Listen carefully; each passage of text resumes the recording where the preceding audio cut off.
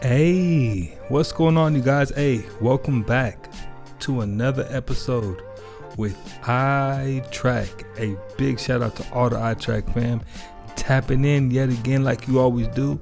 Let me give a huge shout out to Dory Davis 5320. Big shout out to you.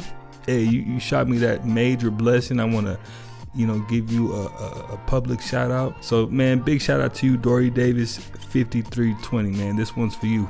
If this is your first time here, what we like to do is take a look at the most interesting and creepy TikToks and kind of evaluate for ourselves whether these are fact or fake.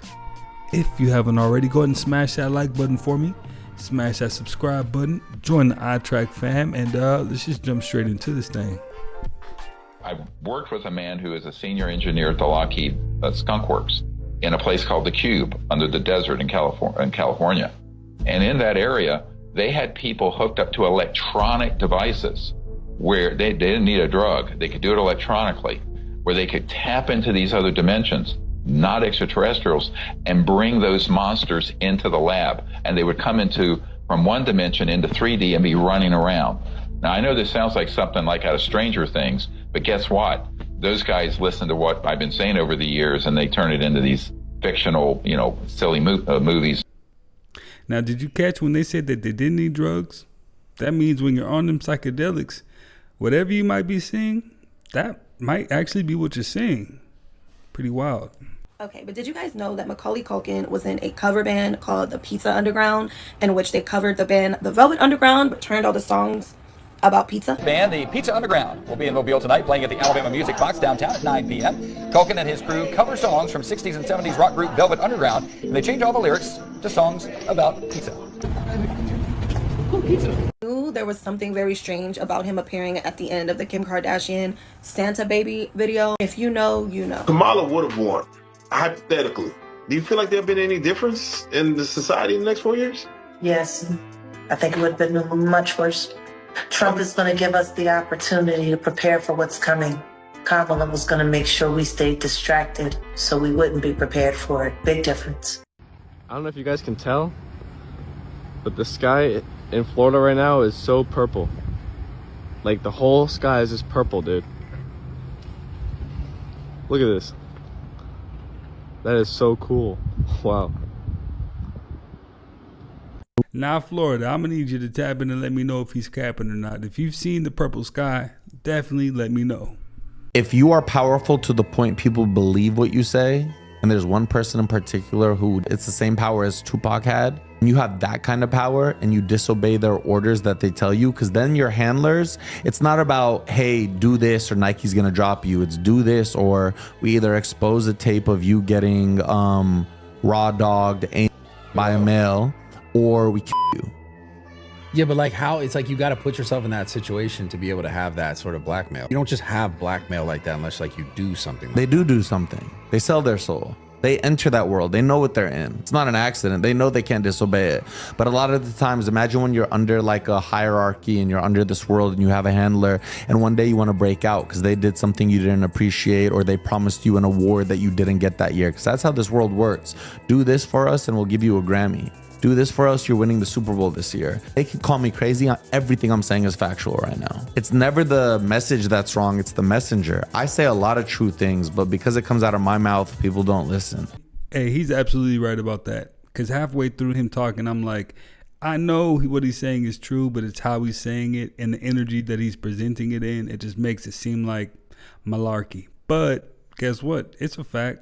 It's definitely a fact. What if these people that either started or is currently owning these Chinese restaurants are really spies on the low? There are 45,000 Chinese restaurants in America. That's more than McDonald's, Wendy's, Dunkin' Donuts, Subway combined. None of them do advertisement. You don't see no commercials. You don't see no commercials about your local Chinese restaurant. At all. You know what I heard? They don't even eat their own food that they don't eat their own food, Fritz. Think about it. The Chinese food that they're making us is not authentic Chinese food. That's weird. But I looked up on the internet, they're saying they had to adapt to American culture. But you don't see these other places like Japan, Taiwan, Indian food, they're not adapting. They're giving us the food that they're eating. Why are the Chinese changing up for us? That's creepy, right? Keep it going, bro. I'm with you because I agree with everything that you're talking about right now. And you gotta think about where all the Chinese restaurants located. In the highly populated areas. Chicago, LA, New York. Like, you don't see no Chinese spy in Wyoming. Damn. And like, we recently just caught a Chinese spy in New York. Really? She was a double agent. Like, she was working with the governor of New York. Nah, that's OD. I ain't gonna lie, bro. The thing that really gets me the most, bro, is them not advertising their restaurant. They bro. don't, and they, bro. At all. Now, he was cooking. Yeah, he was definitely cooking. He made a lot of good points. But as far as them being in close proximity to people, it just makes more business sense to put your business in an area of like heavy traffic. So that part can be debunked. But everything else almost kind of made sense. I don't know. Let me know what you think, though. Saying we're being pumped full of artificial sweeteners because they want us sick, that the oligarchs don't love us or care about our health, but think of us as human cattle. Sugar used to be everywhere, man. Glucose, fructose, natural sweeteners that humans have consumed for centuries. Sure, too much sugar isn't great for you, but at least your body knows what to do with it. But now, try finding a soda that isn't filled with aspartame, sucralose, or some other chemical cocktail. It's nearly impossible. They told you sugar was the enemy, that it's making you fat, causing diabetes, and rotting your teeth. So they slapped a tax on it, made it expensive, painted it as the villain in every health narrative. And then, like heroes, they swooped in with artificial sweeteners as the savior. 0 calories, no sugar, guilt-free. Sounds great, right? Except it's all a lie. These aren't better for you. Study after study shows they can disrupt your gut microbiome, the very system that controls your digestion, immune function, and even mental health. Some research links them to metabolic disorders, obesity, and chronic brain fog. The stuff they're pushing as the healthier option might actually be worse than sugar in the long run. Think about it. When have these corporations ever prioritized your health? The same companies that pump out sugary snacks and junk food are now the champions of your well-being. Come on. They don't care if you're healthy. They care if you're dependent. They want you addicted, consuming, and never asking questions. But it goes even deeper. Some argue that these artificial sweeteners don't just affect your body, they affect your mind. Early experiments suggested certain sweeteners might have neurotoxic effects, impacting your brain's chemistry and making you more susceptible to manipulation. Sound far-fetched? Just look at how the oligarchs operate. They know that controlling what you consume means controlling how you think. They're in everything now. Sodas, snacks, even toothpaste. They've made it nearly impossible to avoid. This isn't about health. It's about creating a world where natural ingredients like sugar are so rare, so expensive, you have no choice but to consume their lab-grown substitutes. But hey, at least it's calorie-free, right? If I disappear tomorrow, you can find me on other platforms. It's much empty, but you better go follow me right now because I don't know how much longer I'm going to be here. Link in bio. I'm going to go ahead and say this is just a joke for entertainment purposes. Hey, that clip was all facts. You can go in pretty much any grocery store in the US and almost every product has, some sort of sugar in it, whether it be real or artificial. If you ingest enough of it, your body will definitely act just like you're on drugs too. Have you guys heard of this radio station? It's like really old, called Coast to Coast. But this guy, he always interviews the craziest of people. And there's one story, this average Joe calls in. He's like, don't really tell people this story because he's like, I don't even know if I believe it. But he's like, this is what happened to me. This guy collects like motorcycles and stuff. And he has like 2 motorcycles in particular that he like loves. And he told his daughter, like, when I die, you can sell everything, but please keep these 2 motorcycles within the family. One of them was like some like Honda from like 1970. Anyways, he like drove it to the coffee shop. He's getting a coffee. This guy comes in. He's like, hey, who has the Honda? And he's like, yeah, it's mine. He's like, no way. He's like, I have one just like that. Weird. They just started talking. And he's like, what other bikes do you have? He mentioned the other one that he really loves. He's like, no way. I have that bike as well. He's like, what? He's like, that's crazy. It was passed down from my grandpa. No way. And he's like, weird. Oh, that's strange. Yeah, and he started to cry. I'm sorry, can I hug you? And the guy's like, yeah, sure. And so the kid said this to the guy. Yeah. And then the kid whispers in his ear, and he says, in October, do not go to Alaska. And the guy is just like, okay, all right. He's like, but I do travel to Alaska at least 6 times a year. And he's like, that's it. That's all I need to say. And he's like, it was really nice meeting you. And then he left. He's like, this is really weird. He said, I don't know if it was the sun reflecting off of something or what, but he saw a flash. And he walked out and he couldn't find the kid. And so he's like kind of convinced that it was his grandson. Time traveling. What in the world? Yeah. Theory goes that parasites are actually demons. Parasite. Kinda, yeah. Check this. They go into your body and fuck everything up. Parasites are what the demons are. In the Bible, what does it say to release demons? What must you do? What? You must pray and what? And fast. Why fast? Oh, so there's nothing else coming in your body. Yeah. So the parasites can't thrive. Multiply. Bro. Yeah, they don't Parasites multiply. can't thrive. Now, what do parasites do that demons are likely to do too? Parasites, they change your mood. They change your behavior. They make you crave bad food. They make you do bad behavior. True. And they get you stuck in almost like a frequency that makes you worse and worse and worse. Damn. Parasites. What do demons do? The same thing. They change your mentality, they change your mood. They almost change your whole character. Yeah. What's the only way to take them out? Like they said in the Bible, pray and fast. Fast, fam. I never really understood fasting until now. Because that's literally your body. Yep. That's everything that's inside of it. So you can imagine if the bad stuff for us, the tempting stuff is the sweets, the sugars. That stuff is tempting, bro. Like you're gonna fast so it never comes in your body. And those stuff, like if the parasite keeps thriving on it, that's why we're so addicted to that stuff. Because the parasite is making us want it more. That's how they survive. They literally survive off sugars. Yeah. Damn. If you look at microscopic images of a parasite, they look like monsters. Low-key. They look like plenty of teeth type shit. Dude, that's what demons look like. So what if when you have nightmares of demons, that's actually a parasite just expanded? Yeah. That might have been the first clip I've ever watched of them where they said something that actually half made sense. Like in real time, right? Let me know what you think. It was a spaceship. It was built on Jupiter about 38 million years ago.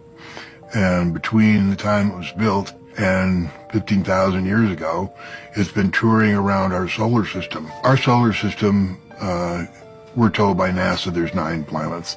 There's actually 40. There's the Earth plus 39. And each of those planets has a civilization, and each of those planets has moons that have civilizations. There's so much going on out there that, you know, we could not possibly grasp how much is going on in our solar system. There's so much air traffic control. It's fantastic. The amount of trade that goes on, both technologically and sociologically, it's just amazing, all the stuff that's going on. So it was made on Jupiter. By who? By what race? By, I don't know. Just some ET race, yeah. And it's been towed around to the different moons doing exactly what it's doing now, and that is monitoring whoever lives on there and abducting or doing whatever it is they would like to do. Now, it doesn't have its own propulsion. It has to be towed. And our moon was towed into its orbit now about 15,000 years ago, just after the Ice Age, the last Ice Age.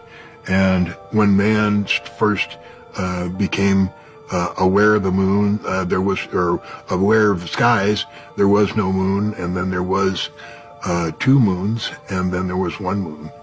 And we think that the 2 moons was the vehicle that towed our moon into space. There's a guy named Norman Berggren who's passed away now, very knowledgeable, had so many degrees and works with so many of our aerospace companies doing different things. He lived in Los Altos Hills, which was south of San Francisco, and worked at Lockheed, retired in 1986, and got a hold of some of the Voyager photos of Saturn's rings.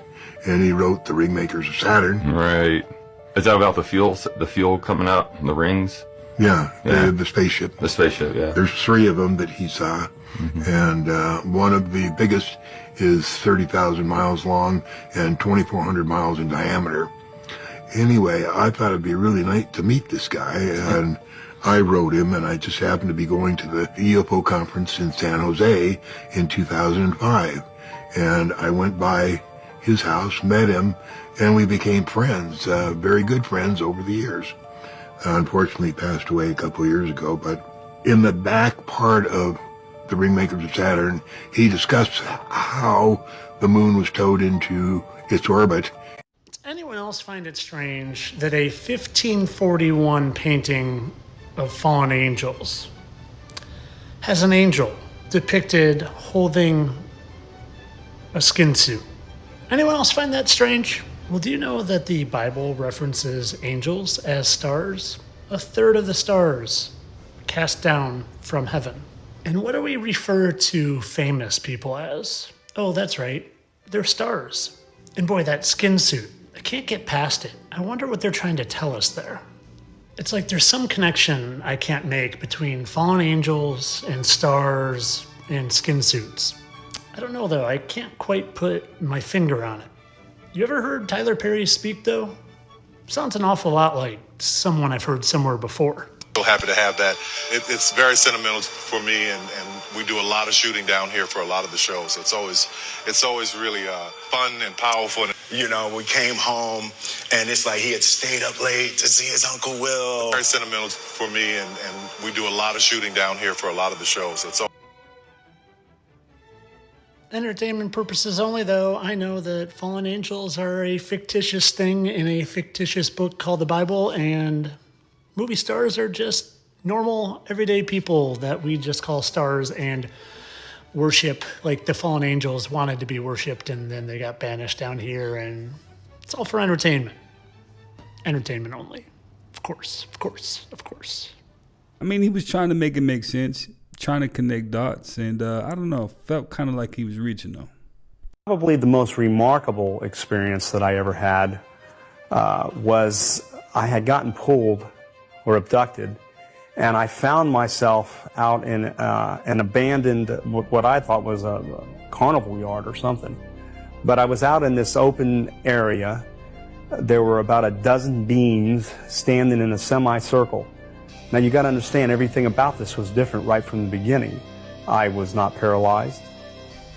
These beings were standing in a semicircle. They were huge, they were large, they were bigger than anything I've ever seen.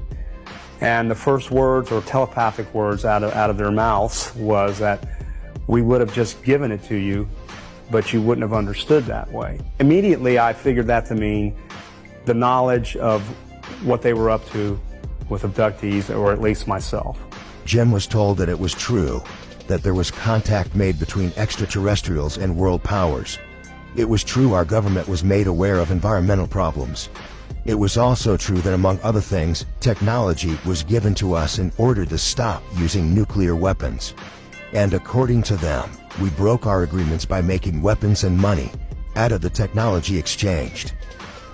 I think if you can take two generals or several generals and they're sitting back listening to this and they're thinking, yeah, well, they're benevolent, all of this is well and good, but my God, these guys can come and go in our skies as they please. They can take people in the middle of the night and there's nothing we can do about it. We need to buy time. We need to negotiate whatever needs to be done so we can catch up with this technology to defend against these guys. You know the military is going to think that way. It's their job to think that way. They're sworn to protect this country. How else can they think? Why didn't they tell the average citizen in that day that these things were happening? We were just getting out of World War II. Orson Welles' experience, I think, showed a lot. I think the closest thing to extraterrestrials in those days was a swamp monster, relative to how experienced people are today. And of course, once again, the paranoia that these creatures can come and go as they please. What if, and I can see military minds thinking this way easily, and I don't blame them. What if we didn't agree with what they wanted to do? What could we do about it?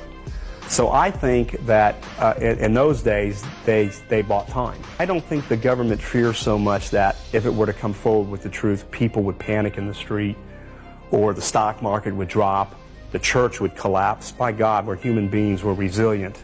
Human beings have always been that way. I think they're more concerned with, gee, what are you going to do to me? Because for the sake of national security, I think a lot of human beings and honest, law-abiding citizens have been hurt, tremendously so. Perhaps plenty of lives have been lost over this secret. People have been maimed.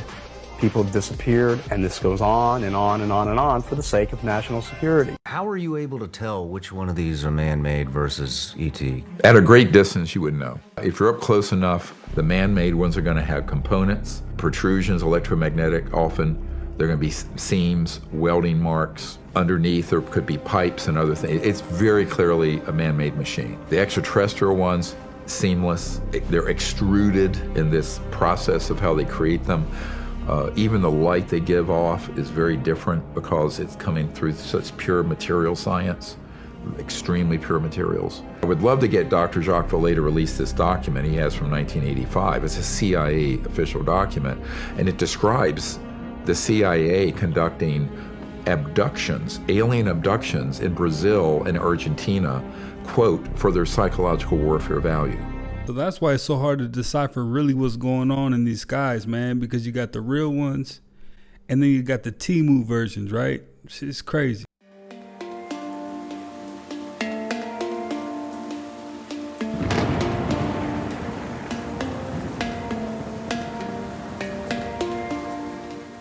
Hello, it's time to check out 5 creepy facts that might surprise you. Fridges used to kill children. Until the 1950s, fridge doors could only be opened from the outside. Magnets were chosen to replace latches due to the growing number of child injuries and death. Brain activity continues after death. A study on rats showed that brain activity can continue for up to minutes after death. What does this mean for you? You might hear the coroner announce your own death. Anne Boleyn tried to speak after she was beheaded.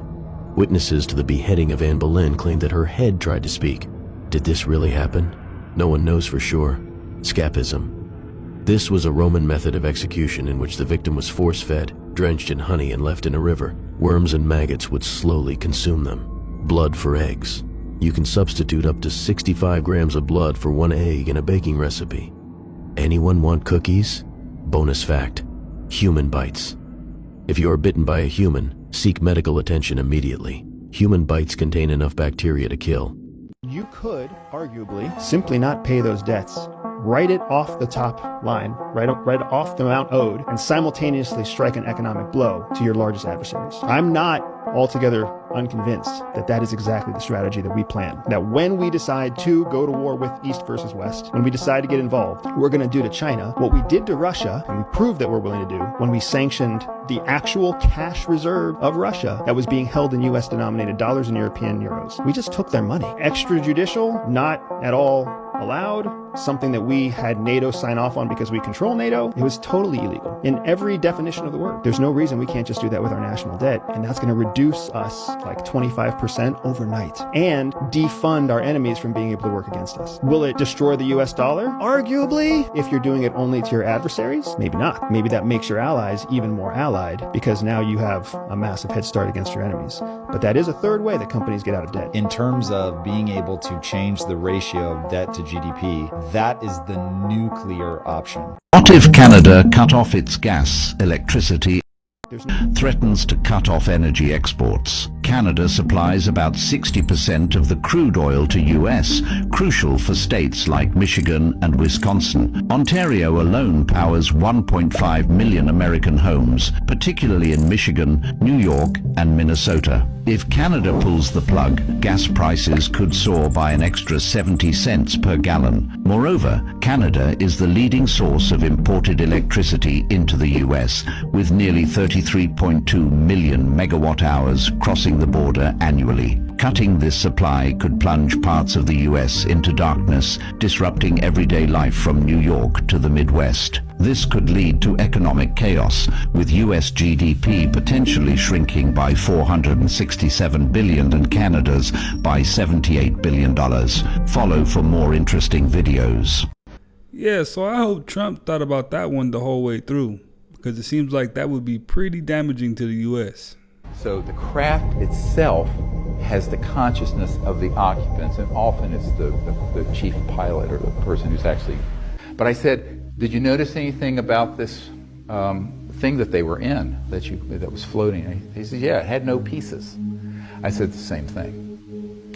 So I call this sort of a infra-ultrasonic manufacturing, where if you imagine going beyond the speed of light, speed of electrons, beyond the 0-point energy field, and creating sort of a architectural blueprint of a spacecraft that's in that dimension, like an astral, like your astral body, and have that resonate, and it comes into this dimension in toto.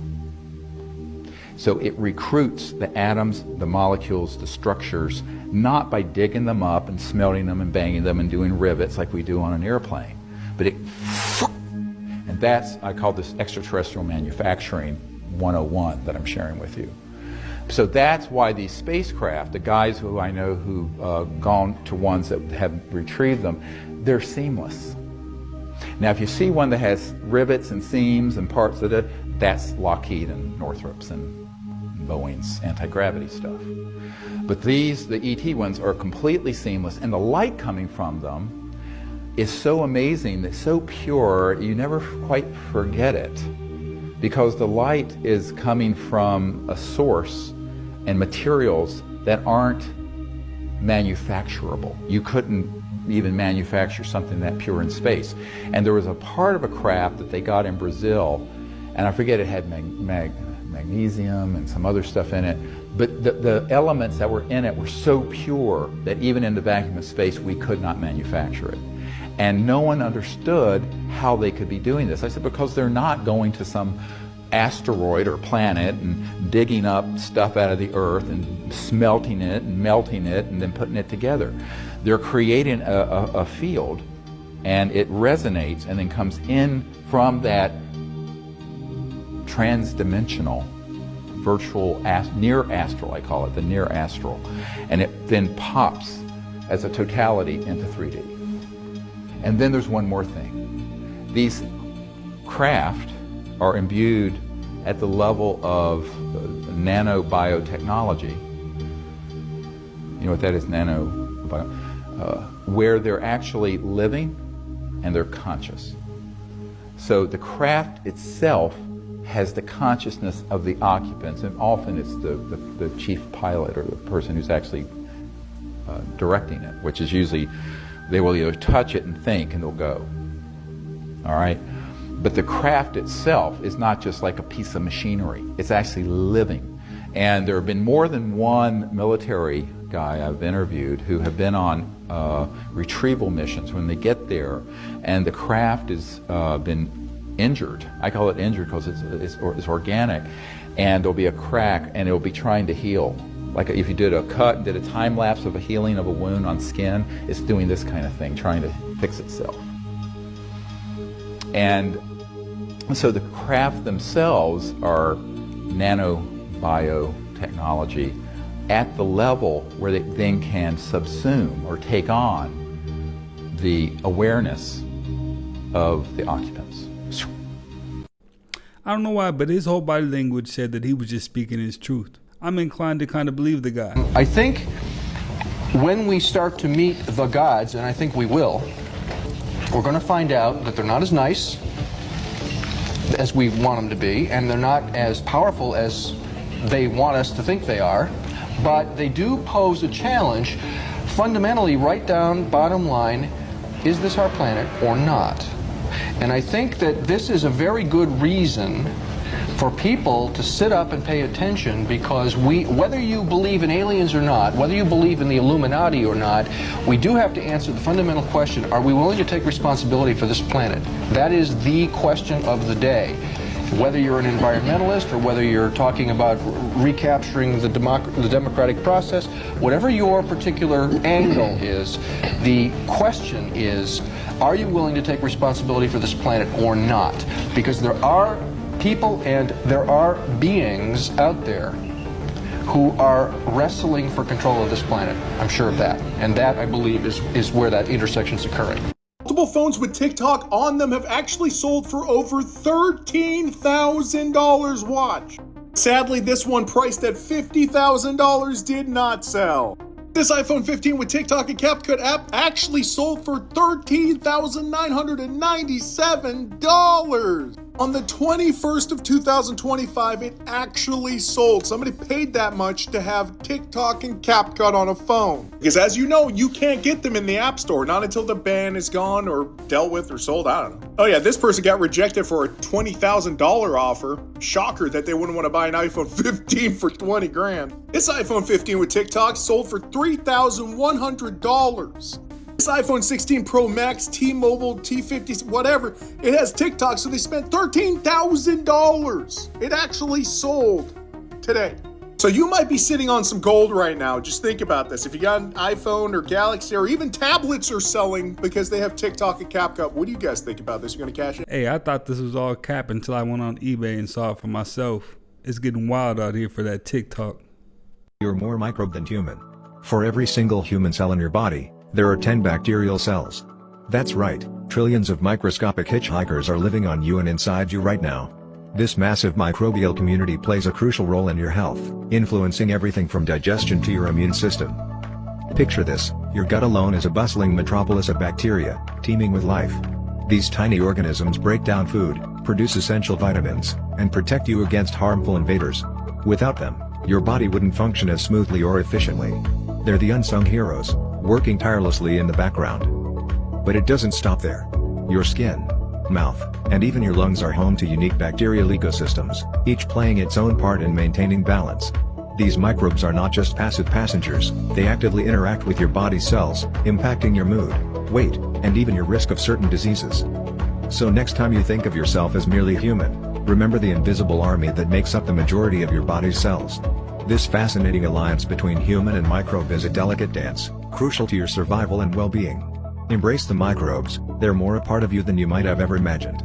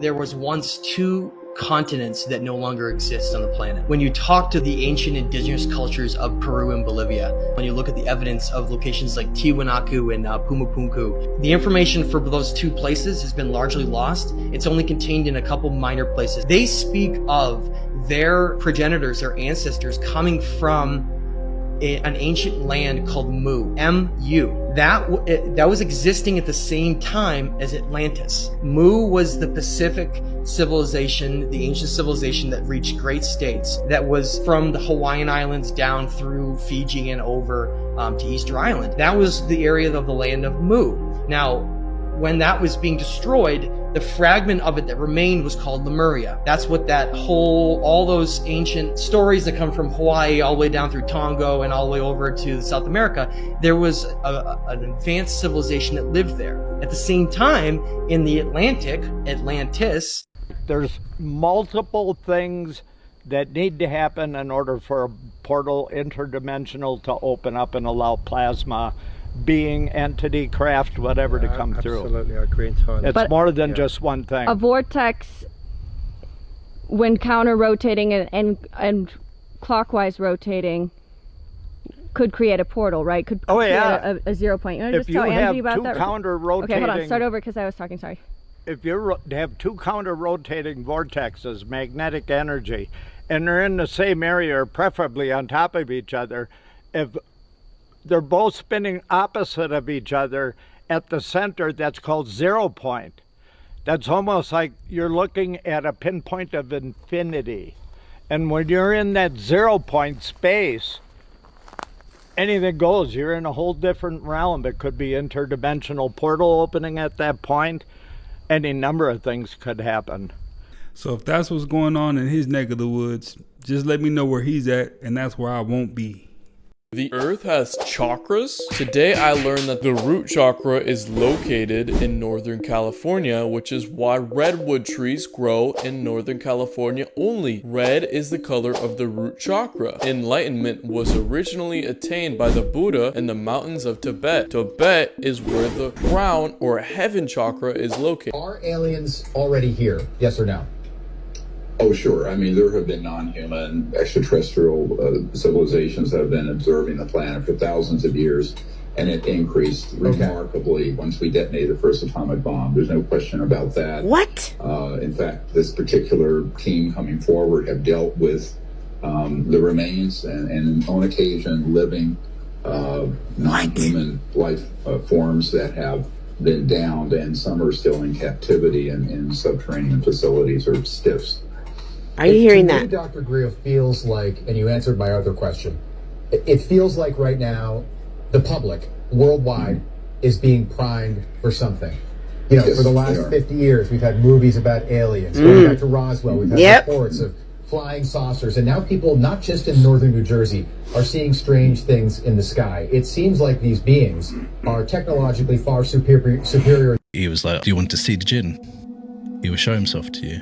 So he went to Pakistan. He went there with a friend, I believe his cousin or something. He claimed to works with the jinn or has a jinn with him. So they'll be like in a car and they'll leave his face empty. So don't sit there because I don't know what the jinn's name was.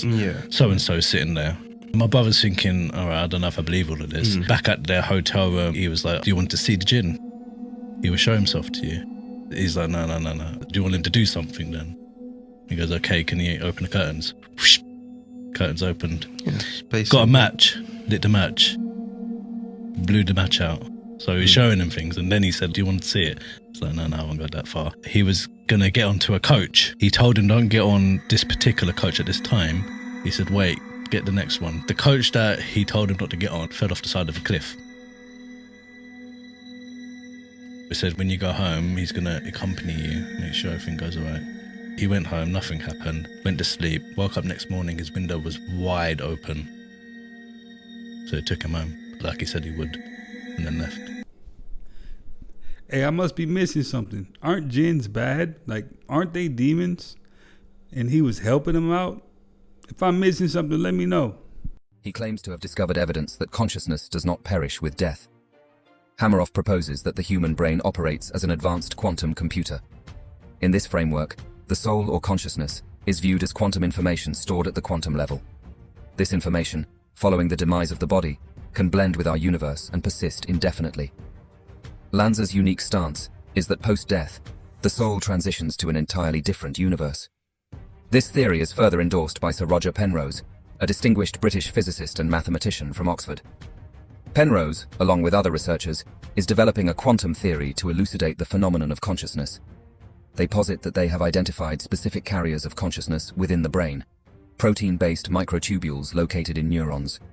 These microtubules, previously thought to play only a structural and transport role within cells, are now considered ideal for functioning as carriers of quantum properties within the brain. This is primarily due to their ability to maintain quantum states for extended periods. Finally, we're going to work with President Trump to push back on governments around the world that are going after American companies and pushing to censor more. I started building social media to give people a voice. A lot has happened over the last several years.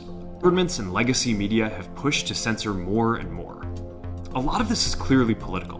Recent elections also feel like a cultural tipping point towards once again prioritizing speech. We're going to get back to our roots and focus on reducing mistakes, simplifying our policies, and restoring free expression on our platforms. We're going to get rid of fact checkers and replace them with community notes, similar to X, starting in the US. Simplify our content policies and get rid of a bunch of restrictions on topics like immigration and gender. We're changing how we enforce our policies. We used to have filters that scanned for any policy violation. Now, we're going to focus those filters on tackling illegal and high-severity violations, bringing back civic content. For a while, the community asked to see less politics because it was making people stressed. so we stopped recommending these posts. It's been so difficult over the past 4 years when even the US government has pushed for censorship. Now we have the opportunity to restore free expression, and I am excited to take it. Now I can't see Mark Zuckerberg without hearing Trump say that he's a weirdo. It's just too much comedy going on, man. It's just too much comedy. Bro, this shit is getting crazy. GameStop will buy your phone if you have the TikTok app on it. Look, GameStop will buy your phone for cash or trade credit if you have the TikTok app. Bro, y'all better go get that bag, bro. This is from their Twitter. This is from their Twitter account. Look, 40K views. This was posted today. I'm trying to tell y'all, man, this shit getting crazy. Bro, go get that bag, man. Hurry up. Y'all better hop on this train before it's gone. This is crazy. TikTok is the shit, bro. TikTok is the shit, bro. I'm trying to tell you. Go get that bag. Hurry up. Y'all still here looking at this video? Y'all could have went and got that bag. Go get it.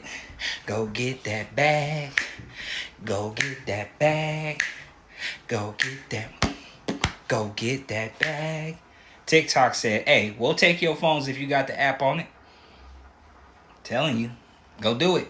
Brain is a time machine. The reason why we are sentient is because the front part of the brain sees the future. Now, of course, the future doesn't exist. So how does the brain see the future?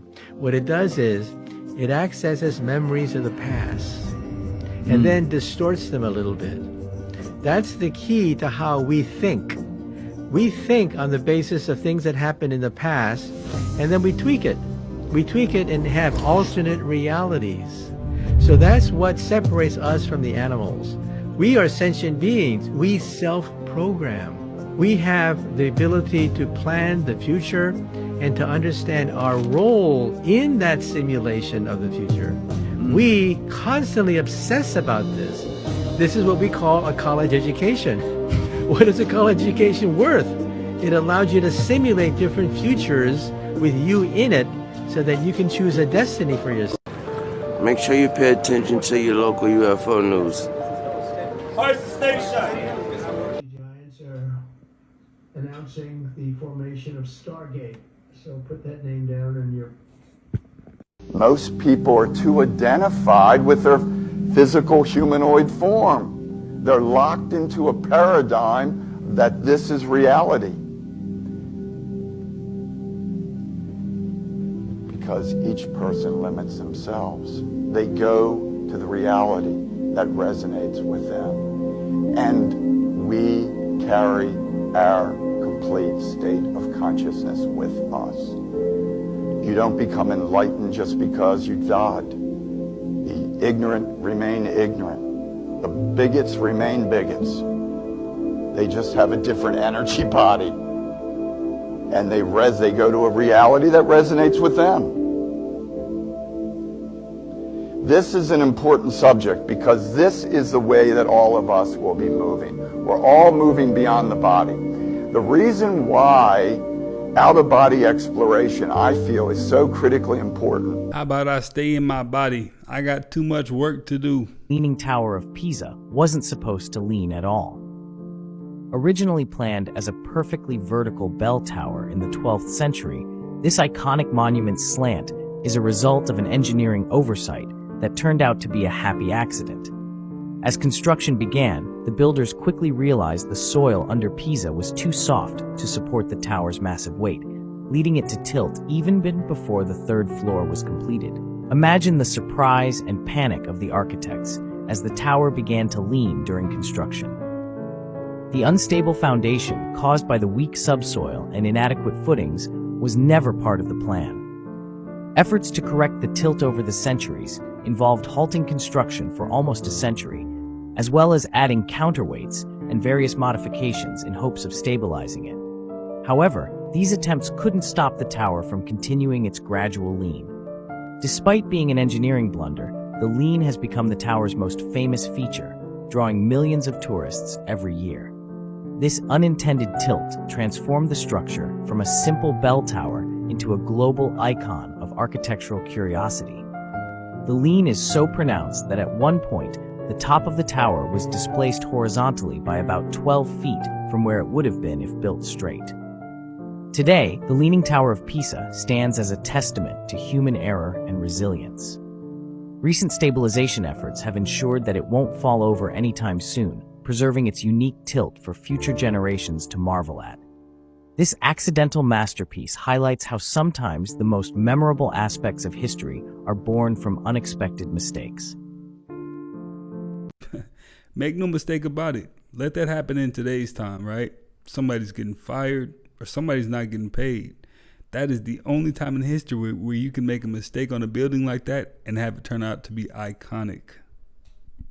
Well, you guys, hey, that's another one in the books, man. I appreciate you guys for stopping by yet again and watching another one with me. If you haven't already, go and smash that like button for me, smash that subscribe button, and join the iTrack fan, man. And I will definitely catch you on the next one.